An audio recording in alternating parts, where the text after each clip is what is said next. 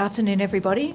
I'll give a little quick version of my understanding of domestic and family violence. When I first joined the police in 1990, I thought it was important to start with a little bit of a background to where I came from.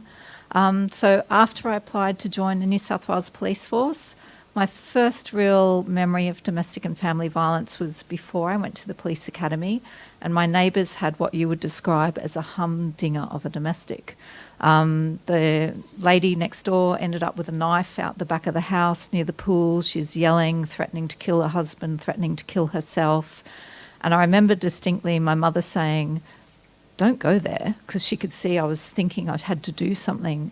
And I'm like, I can't ignore this. This isn't something you can ignore. So I actually didn't think to call the police, but I jumped the fence and went and comforted my neighbour till everything I thought in my mind had calmed down and the problem had gone.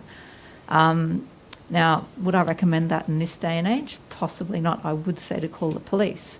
But what the memory of that sticks with me is my mother going, "Don't get involved. Don't have anything to do with it. That's their business." My next very early memory of domestic and family violence was as a young constable. I was lucky enough to work at a beautiful place called Byron Bay. And if you know Byron Bay, beautiful hills in the background. And as a young constable, I remember going up to a family's home, I would estimate now, probably 30 times. So it was probably only 10, but they would always call. So, you know, you'd get called up and he'd hit her, or there'd been a verbal argument, or something had happened. And I remember as a young constable in my 20s thinking, why am I here? Why am I here as a police officer? These people are adults. I haven't even been married. And I'm trying to tell these people how to manage their life and their relationship. And time again, the police would be called. We wouldn't take out an AVO. Can't even recall if they existed then. We didn't refer these people to victim services. We did nothing, I would say, to help that lady. And that was how the police and I think society viewed domestic and family violence in the 1990s. It was, you don't get involved in what your neighbours are doing. If the police went, it was with their eyes rolling and, you know, standing there thinking, why are we here again? And so I'm very, very glad to stand up here today in 2018 and say that times have really, really changed. That's a really positive thing for domestic and family violence victims and their families. So rolling those 20-something years quickly, I think from the police perspective, we spent, I'd say, the 1990s and the early 2000s getting much better at managing and helping victims. Now, I'm not going to pretend for 1 second we got it right or that we still have it right, but we got a lot better at it. We introduced things such as domestic violence liaison officers. We started referring victims to certain services that were either government-run or non-NGOs.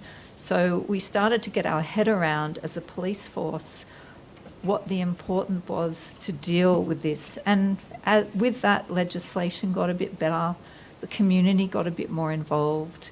And in 2018, I can hopefully say with my hand on my heart that if my police at Parramatta go to a domestic violence job today, they go with different legislation, but they also go with the capability to record at the scene what the victim is saying by using DVEC. We have a whole better range of support services available. We have AVOs now. We have better facilities to cope. And I think over the last 3 years or so, the police in particular has stopped the focus on victims, and victims are extremely important, and we're all here to support victims, but we've changed our focus of policing to look at domestic violence offenders or perpetrators. And once we started to get into that space, we've started to see some better results. So we now have what New South Wales Police call domestic violence STMPs, which is someone targeted under a suspect targeted management plan. Now, those people used to be mainly break and enter offenders or robbery, offenders. And now we've got our head around the fact that if someone's likely to do some domestic violence offences, well, let's go knock on their door and tell them, we know who you are and you're one of our targets, and we'll be coming around to visit you to make sure that you are obeying the AVOs that you might be under. So we also have things now called AVO compliance checks.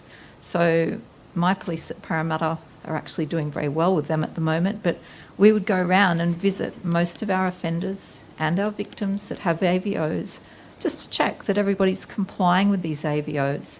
Because really, what was the point in taking them out? The onus was on the victim to call the police if the offender came round. And I won't go into the whole, I suppose, psyche of the victims, but why should the onus be on the victim to call the police if something's going wrong? The onus should be on police and the community to make sure the victim is okay. So times and thinking have really changed, and it would be I would be estimating in the last, I'd say 3 years, that police have really shifted their focus from victims, which rightly deserved attention, to now we're focusing our attention on the offenders and trying to get that part right as well. So how do we stop domestic violence? The police force doesn't have all the answers, but what the police force are trying to do at the moment is education. So that starts with educating police. Might start with police like me that in the 1990s didn't have a clue about what to do or what it's like to be in a domestic violence relationship. Police now learn about the cycle of domestic violence, but we also learn about the impact on families. We learn about the impact on communities. We have opportunities for police to do forums and further education in that field. So, yep, education is important for police. It's also very important for the community. So victim education has come a long way in the last 20 odd years. We're also doing more, I think, as a community to educate perpetrators or offenders as to why they may be behaving the way they have. Many, and it's not an excuse, but many have come from a violent background themselves. Many are undertaking programs to try and change their attitude to relationships. We're also educating children in the community. What's acceptable behaviour and what's not? What should children report about their parents? Going back to my poor mother, we're educating the community not to be a bystander. The No Innocent Bystanders campaign is extremely important. So I would say education is something that we're trying to do as a community to stop domestic and family violence. And the other thing that the police are doing now, a lot better than the 1990s and the early 2000s, is enforcement. We are letting domestic violence offenders know that we know who they are. We're letting them know that we're going to just enforce the laws that we have. But we go around and we see them and we bring about what we can to make sure that they don't repeat their behaviour and the behaviour stops. So that's my very brief introduction about what the police force are doing. At the moment, I've told some of the people I met outside was that the Australasian Police Domestic Violence Forum, the first one has been held in Sydney over the last 2 days. So yesterday I was sitting in the forum listening to what other states are doing about domestic and family violence, and New Zealand and the UK as well. So across the states, we're trying to share information, share ideas, and get better at it. So that's it for me. Thank you.